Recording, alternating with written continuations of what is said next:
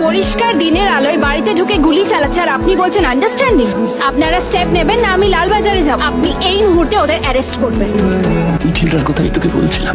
যে গুলিগুলো চালিয়েছেন যদি একটাও গুলি ওনার লাগতো তাহলে। গুলিগুলো না, একটাই গুলি। আমি আপনার এক্সকিউজ শুনতে আসিনি। কোন স্কুলে পড়েছে?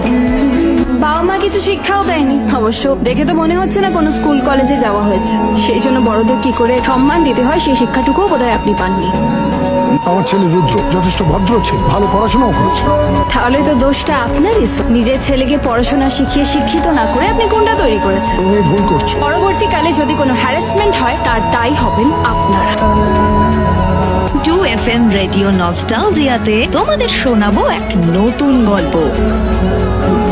শুনে নিন ভালো করে, এরপর যেন কোনোদিন আপনাকে বাড়ির আশেপাশে না দেখতে পাই।